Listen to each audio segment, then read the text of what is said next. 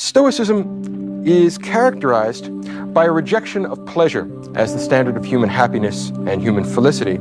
Stoicism takes the position that the wise man, the good man, the philosopher, is a man who lives in accordance with nature. He fears only abdicating his moral responsibility. He is not afraid of pain. He is not afraid of death. He is not afraid of poverty. He is not afraid of any of the vicissitudes of the human condition. He fears only that he should let himself down and that he should be less than a complete human being. According to the Stoics, and there are a number of Stoics, 2 or 3 or 4 or 5 that actually develop the doctrine, but all the doctrines are quite similar. The only matter of concern to a wise and philosophic individual is the things completely under your control. You can't control the movements of the sun and the planets.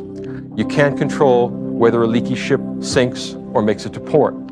You can't control the weather. You can't control other people. You can't control the society around you. There's only one thing and one thing only that you are in control of, and that is you. Your will, your intentions, yourself.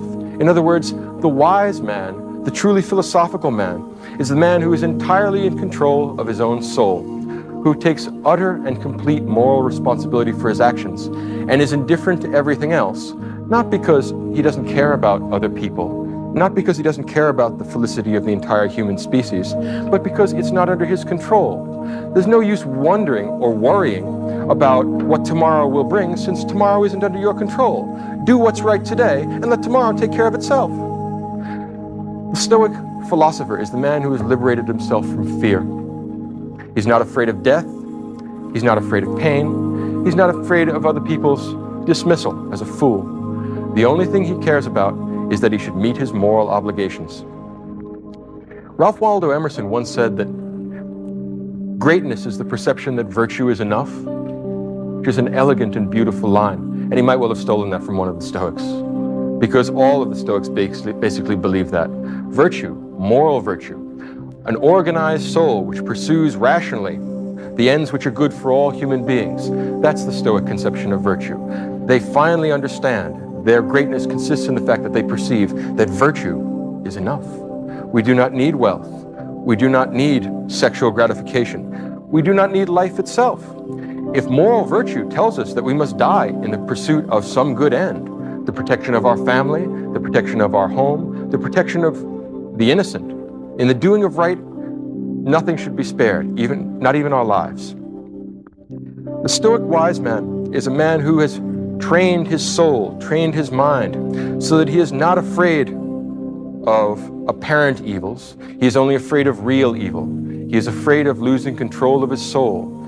He is afraid of being a slave to lust, to desire, to emotion. The Stoic man is the honorable philosopher, the man who stands at his duty and is steadfast and serious-minded. In living according to nature, what the Stoic philosopher does is examine the nature of the human condition and the nature of the world around us. He discerns his position in nature, he discerns the kind of creature that he is, and he lives in such a way as not to disgrace himself, as not to be less than what he truly could be.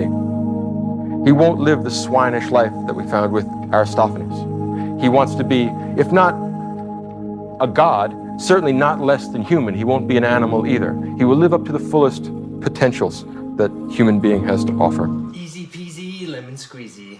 Have a good day, everyone.